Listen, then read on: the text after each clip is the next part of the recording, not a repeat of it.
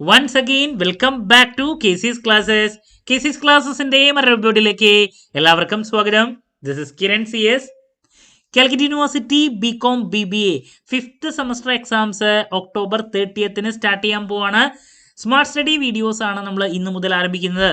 നമ്മളെപ്പോഴും എക്സാമിന് മുമ്പ് ചെയ്യുന്നതാണ് ആദ്യം തന്നെ നല്ലൊരു സ്റ്റഡി പ്ലാൻ, അതിനുശേഷം ഇമ്പോർട്ടൻറ്റ് ക്വസ്റ്റ്യൻസിൻ്റെ വീഡിയോസ്, പിന്നെ ഉറപ്പായും പ്രതീക്ഷിക്കുന്ന ഓരോ പാർട്ടുള്ള ചോദ്യങ്ങളുടെ discussion, exam related live, last day examination tips, അങ്ങനെ സ്റ്റുഡൻസിന് വേണ്ടിയിട്ടുള്ള എൻറ്റയർ സപ്പോർട്ടിംഗ് വീഡിയോസ് നമ്മുടെ ചാനലിലൂടെ വരും ദിവസങ്ങളിൽ നിങ്ങൾക്ക് എക്സ്പെക്ട് ചെയ്യാം.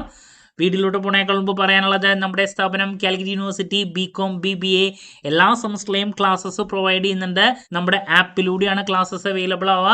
റെക്കോർഡ് ക്ലാസ്സസ് ഉള്ളതുകൊണ്ട് തന്നെ എപ്പോൾ വേണമെങ്കിലും പഠിച്ച് ഡൗട്ട് ഉള്ളത് ചോദിക്കാനുള്ള അവസരം ഉണ്ടെന്നുള്ളതാണ്. ഇതുവരെയുള്ള നമ്മുടെ റിസൾട്ട്സ് ഒക്കെ സൂപ്പർ റിസൾട്ട്സ് ആണ് കേട്ടോ. സോ നമ്മുടെ ക്ലാസ്സിൽ ജോയിൻ ചെയ്ത് പഠിച്ച് നല്ല മാർക്ക് മേടിക്കാൻ താല്പര്യമുള്ള കുട്ടികൾക്ക് ഡിസ്ക്രിപ്ഷൻ ബോക്സിലുള്ള എൻ്റെ വാട്സപ്പ് നമ്പറിൽ കോൺടാക്ട് ചെയ്യാം, ക്ലാസ്സസ് ആക്സസ് ചെയ്യാം. 5th സെമസ്റ്ററിലെ 3 പ്രോബ്ലം പേപ്പേഴ്സിൻ്റെ ക്ലാസ്സസ് അവൈലബിൾ ആണ്. Income tax, law and accounts, accounting for management, finance specialise ചെയ്തുള്ള കുട്ടികളുടെ ഫിനാൻഷ്യൽ മാനേജ്മെൻറ്റ്, ഈ 3 സബ്ജക്ട്സിൻ്റെ ക്ലാസ്സസ് ആണ് ആക്സസ് ചെയ്യാൻ സാധിക്കുക. നമ്മുടെ പ്രത്യേകത എന്ന് പറയുന്നത് കുറച്ച് സമയം കൊണ്ട് തന്നെ എൻറ്റയർ സബ്ജക്റ്റ് നല്ല രീതിയിൽ പഠിപ്പിച്ച് അവസാനിപ്പിക്കുക എന്നുള്ളതാണ്. സോ അതുകൊണ്ട് തന്നെ ലാസ്റ്റ് മൊമെൻറ്റിൽ പഠിക്കുന്ന കുട്ടികൾക്കാണെങ്കിലും പെട്ടെന്ന് തന്നെ ഒരു സബ്ജക്റ്റ് പഠിച്ച് അവസാനിപ്പിക്കാൻ സാധിക്കും. ഓക്കെ, സോ നമുക്ക് എന്തെങ്കിലും സ്റ്റാർട്ട് ചെയ്യാം. അപ്പോൾ 55 ഡേയ്സിൻ്റെ സ്റ്റഡി പ്ലാൻ ആണ് നമ്മൾ ഡിസ്കസ് ചെയ്യാൻ പോകുന്നത്. 55 ഡേയ്സ് സ്റ്റഡി പ്ലാൻ. ഓക്കെ, ഇനിയുള്ള 55 ദിവസങ്ങളെ എങ്ങനെ നല്ല രീതിയിൽ വിനിയോഗിക്കാം, നമുക്ക് സ്റ്റാർട്ട് ചെയ്യാം. അപ്പോൾ നമുക്കറിയാം 5th സെമസ്റ്ററിലാണ് ഏറ്റവും കൂടുതൽ സബ്ജക്ട്സ് നിങ്ങൾക്ക് പഠിക്കാനുള്ളത്. 6 പേപ്പേഴ്സ് നമുക്ക് പഠിക്കാനുണ്ട്. സാധാരണ 5 എണ്ണാണുള്ള, ഇവിടെ ഓപ്പൺ കോഴ്സ് അടക്കം 6 പേപ്പേഴ്സ് നമുക്ക് പഠിക്കാനുണ്ട്. അപ്പോൾ ഇതിൽ 3 പേപ്പേഴ്സ് എന്ന് പറയുന്നത് പ്രോബ്ലം പേപ്പേഴ്സ് ആണ്. നിങ്ങൾ ഏറ്റവും കൂടുതൽ ടൈം മാറ്റി വെക്കേണ്ടത് നിർബന്ധമായും പ്രോബ്ലം പേപ്പേഴ്സിനാണ്. കാരണം ഏതെങ്കിലും ഒരു പേപ്പറിൽ സപ്ലൈ ലഭിക്കുകയാണെങ്കിൽ നിങ്ങളിപ്പോൾ ഫൈനൽ ഇയർ ആയതുകൊണ്ട് തന്നെ നിങ്ങൾക്ക് വീണ്ടും എഴുതണമെങ്കിൽ നെക്സ്റ്റ് ഇയർ വരെ വെയിറ്റ് ചെയ്യേണ്ടതായിട്ട് വരും. അപ്പോൾ അതുകൊണ്ട് തന്നെ മാക്സിമം നിങ്ങളുടെ എഫേർട്ട് ഇടുക, പാസ്സാകാൻ ശ്രമിക്കുക. ജസ്റ്റ് പാസ്സല്ല, നല്ല മാർക്കിലോട്ട് എത്തിച്ചേരാൻ ശ്രമിക്കുക. ഓക്കെ, സോ അതിന് വേണ്ടിയിട്ട് ഈ 55 ദിവസത്തെ നമുക്ക് ആദ്യം തന്നെ പ്രോബ്ലം പേപ്പേഴ്സിലോട്ട് അലോക്കേറ്റ് ചെയ്യാം. So accounting for management, income tax, law and accounts, അതുപോലെ തന്നെ ഫിനാൻസ് സ്പെഷ്യലൈസ് ചെയ്തുള്ള കുട്ടികളുടെ ഫിനാൻഷ്യൽ മാനേജ്മെൻറ്റ് FM, ഈ 3 പ്രോബ്ലം പേപ്പേഴ്സിന് നിങ്ങൾ 10 ഡേയ്സ് വെച്ച് മാറ്റി വയ്ക്കുക. 10 ദിവസം, 10 ഡേയ്സ്, 10 ദിവസം വെച്ചിട്ട് മാറ്റി വയ്ക്കുക ഈ പറയുന്ന പ്രോബ്ലം പേപ്പേഴ്സിന്. പിന്നെ ഞാൻ എപ്പോഴും പ്രോബ്ലം പേപ്പേഴ്സ് പഠിക്കേണ്ട ഒരു രീതി എല്ലാ സ്റ്റഡി പ്ലാൻ വീഡിയോയിലും മെൻഷൻ ചെയ്യാറുള്ളതാണ്. അത് ഫോളോ ചെയ്തിട്ട് ഒരുപാട് കുട്ടികൾക്ക് ബെനിഫിറ്റ് കിട്ടിയിട്ടുണ്ടെന്ന് എനിക്ക് റിപ്ലൈ വന്നിട്ടും കൂടി ഉള്ളതാണ്. അതുകൊണ്ട് തന്നെ ആദ്യം അത് ഞാൻ പറയാണ്. പ്രോബ്ലം പേപ്പേഴ്സ്, ഡിഫിക്കൽട്ടായിട്ടുള്ള പേപ്പേഴ്സ് പഠിക്കുമ്പോൾ നിങ്ങളുടെ പഠനം നിങ്ങൾ ഈവനിങ്ങിൽ ആരംഭിക്കുക. സാധാരണ എല്ലാവരും കാലത്തിൻ്റെ പഠിക്കാനാണ് പറയാറ്, പക്ഷേ നമ്മുടെ ഒരു സ്ട്രാറ്റജി എന്ന് പറയുന്നത് നിങ്ങളുടെ പഠനം ഈവനിങ്ങിൽ ആരംഭിക്കുക എന്ന് വെച്ചിട്ടുണ്ടെങ്കിൽ ഞാൻ എപ്പോഴും സജസ്റ്റ് ചെയ്യുക ഒരു 7:30 അല്ലെങ്കിൽ ഒരു 8 മണി സമയത്ത് ഈവനിങ് നിങ്ങളുടെ പഠനം ആരംഭിക്കുക. ഇപ്പോൾ ടാക്സ് ആവട്ടെ, അക്കൗണ്ടിങ് ഫോർ മാനേജ്മെൻറ്റ് ആവട്ടെ, FM ആവട്ടെ. അപ്പോൾ ഒരു 7:30 ടു ഒരു 10 മണി 10:30 വരെ, അല്ലെങ്കിൽ ഒരു 8 മണി തൊട്ടിട്ട് ഒരു 2 മണിക്കൂർ 2.5 മണിക്കൂർ, ഇപ്പോൾ 3 മണിക്കൂർ നിങ്ങൾ ഇരിക്കുകയാണെങ്കിൽ രാത്രി പഠിക്കുമ്പോൾ ഉള്ളൊരു ഗുണം വല്ലാണ്ട് പ്രശ്നങ്ങളും അല്ലെങ്കിൽ ഡിസ്റ്റർബൻസ് ഒന്നും ഉണ്ടാവില്ല. ഒരു 2 മണിക്കൂർ 2.5 മണിക്കൂറെങ്കിലും പ്രൊഡക്റ്റീവായിട്ട് നമുക്ക് ലഭിക്കും. സോ നല്ല രീതിയിൽ ഈ ടൈമിനെ നിങ്ങൾ വിനിയോഗിക്കുകയാണെങ്കിൽ, ഞാൻ പറഞ്ഞു രാത്രി അധികം പ്രശ്നങ്ങൾ കുറവായിരിക്കും. അപ്പോൾ പ്രോബ്ലംസ് പരമാവധി കൺസെപ്റ്റ് മനസ്സിലാക്കി പഠിക്കുക, ചെയ്തു പഠിക്കാനുള്ളത് ചെയ്തു പഠിക്കുക. അപ്പോൾ അങ്ങനെ ഈ ഒരു സമയം നല്ല രീതിയിൽ വിനിയോഗിക്കുക. എന്നിട്ട് പിറ്റേ ദിവസം മോർണിംഗ് നിങ്ങൾ എണീറ്റ് കഴിഞ്ഞാൽ ആദ്യം ചെയ്യേണ്ടത് ഈ തലേ ദിവസം പഠിച്ചിട്ടുള്ള ഈ പ്രോബ്ലം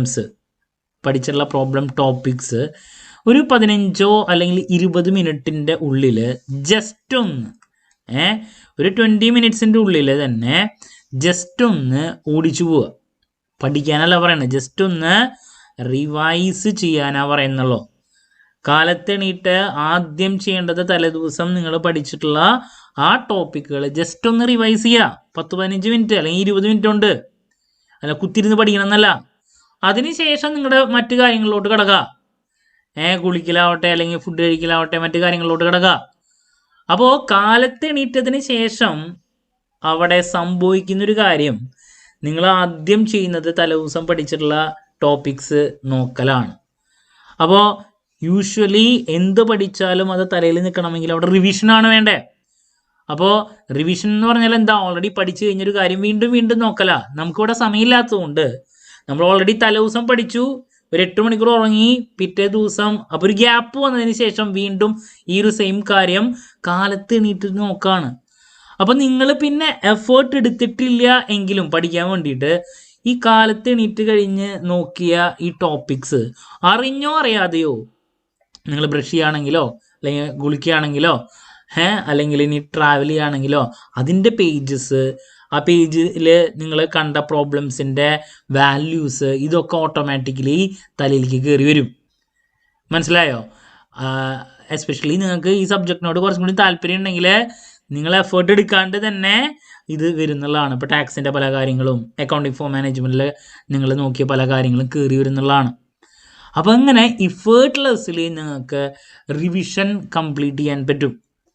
ഇത് പലപ്പോഴും സമയമില്ലാണ്ടാകുമ്പോൾ ഞാൻ ഫോളോ ചെയ്യാറുള്ള ഒരു പരിപാടിയാണ്. എനിക്ക് വളരെയധികം യൂസ്ഫുൾ ആയിട്ടുണ്ട്. പല കുട്ടികളും ചെയ്തിട്ട് അവർക്കും യൂസ്ഫുൾ ആയിട്ടുള്ളതാണ്. അപ്പോൾ വളരെ ബുദ്ധിമുട്ടായിട്ടുള്ള സബ്ജക്ട്സ് പഠിക്കുമ്പോൾ നിങ്ങൾക്ക് ഫോളോ ചെയ്യാൻ സാധിക്കുന്ന ഒരു സ്ട്രാറ്റജിയാണ് ഈവനിങ്ങിൽ പഠിക്കുക.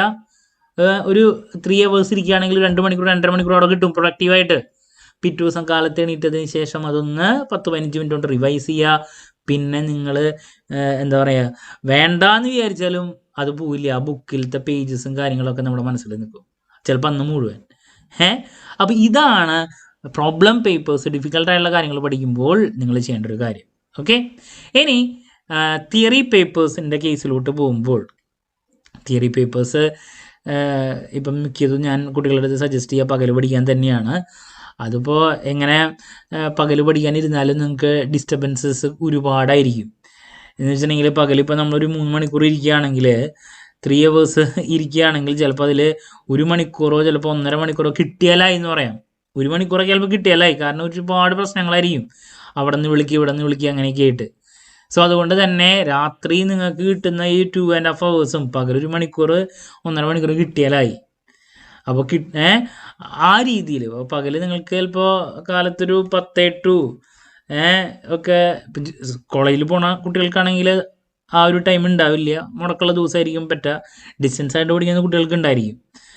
ഒരു 10 മണി കഴിഞ്ഞിട്ട് ഉച്ചവരെയൊക്കെയുള്ള ടൈമിലോ 10 to 1 ആ ഒരു ടൈമിൽ ഏതെങ്കിലും 1 മണിക്കൂർ അല്ലെങ്കിൽ 1.5 മണിക്കൂറൊക്കെ കിട്ടിയാൽ ഏറ്റവും ബെസ്റ്റാണ്. അപ്പോൾ ഇങ്ങനെ പകൽ 1 മണിക്കൂർ കിട്ടിയാൽ തന്നെ ഏറ്റവും നല്ലത് തിയറിക്ക് വേണ്ടിയിട്ട് മാറ്റി വയ്ക്കുക. തിയറി പേപ്പേഴ്സ് ആയിട്ടുള്ള BRM, ബിസിനസ് റിസർച്ച് മെത്തേഡ്സ്, അതിന് വേണ്ടിയിട്ട് ഞാനൊരു 5 ദിവസം മാറ്റി വയ്ക്കാനാണ് പറയുന്നത്.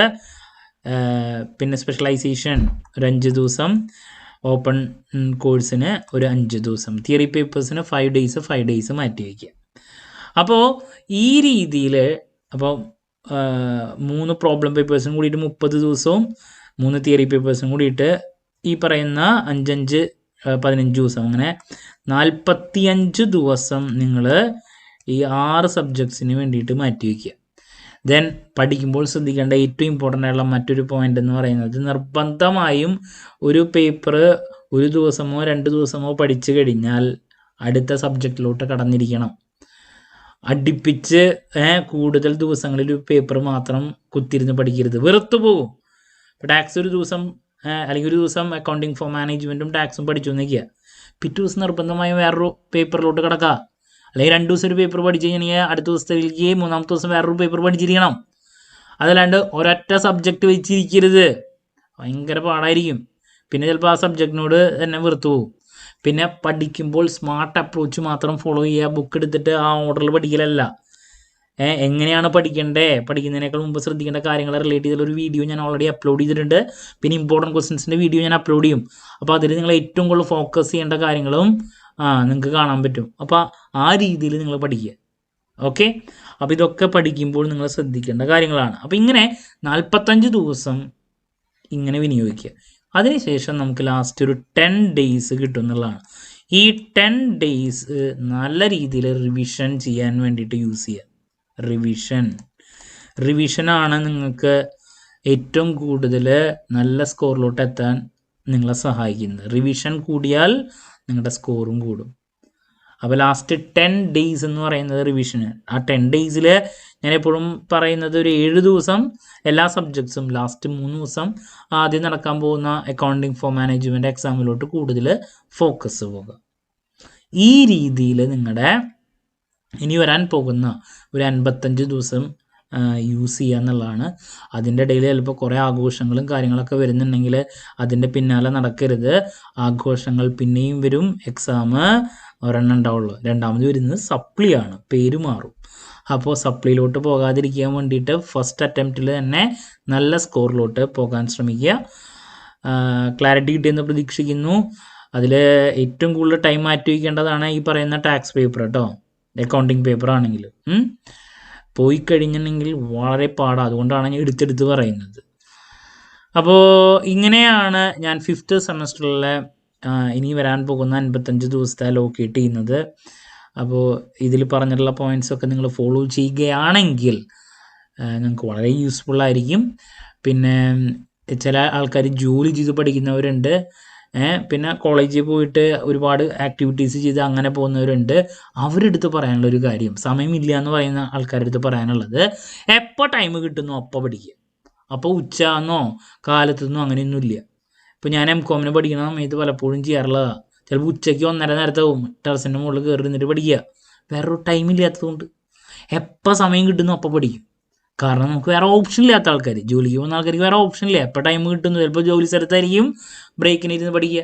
അപ്പോൾ അവിടെ നമുക്ക് വേറെ ഓപ്ഷൻ ഇല്ല. അപ്പോൾ ആ രീതിയിൽ പഠിക്കുക. ഓക്കെ, അപ്പോൾ പ്രൊഡക്റ്റീവ് ആവുക എന്നുള്ളതാണ്, കുറേ സമയം ഇരിക്കലല്ല. ഇപ്പോൾ 2 മണിക്കൂർ ബുക്ക് തുറന്നു വെച്ചിരുന്നു, പക്ഷേ അതിൽ ഇഫക്റ്റീവ് ടൈം കിട്ടിയിട്ടുള്ള അരമണിക്കൂറാണെങ്കിൽ വല്ല കാര്യം ഉണ്ടാവും. അപ്പോൾ ആ അരമണിക്കൂർ ഇരിക്കുമ്പോൾ അരമണിക്കൂർ തന്നെ കിട്ടിയാൽ ബാക്കിയുള്ള സമയം വേറെ കാര്യങ്ങൾക്ക് യൂസ് ചെയ്യാം. അപ്പോൾ പ്രൊഡക്റ്റീവ് ആവാൻ ശ്രമിക്കുക. ഓക്കെ, അപ്പോൾ ദാറ്റ്സ് അബൌട്ട് നമ്മുടെ 55 days സ്റ്റഡി പ്ലാൻ. അപ്പോൾ ഇനി വരും ദിവസങ്ങളിൽ നമ്മൾ ഇമ്പോർട്ടൻറ്റ് ക്വസ്റ്റ്യൻസിൻ്റെ വീഡിയോസ് സ്റ്റാർട്ട് ചെയ്യുന്നതായിരിക്കും. എന്ത് ഡൗട്ടുണ്ടെങ്കിലും കമൻറ്റ് ചെയ്യാതുള്ള മറുപടി ഞാൻ വീഡിയോസിലൂടെ നൽകുന്നതായിരിക്കും. മറ്റൊരു വീഡിയോയുമായി വീണ്ടും കാണാമെന്നുള്ള പ്രതീക്ഷയോടെ നിർത്തുന്നു. This is Kiran CS signing off. Have a nice day. Thank U.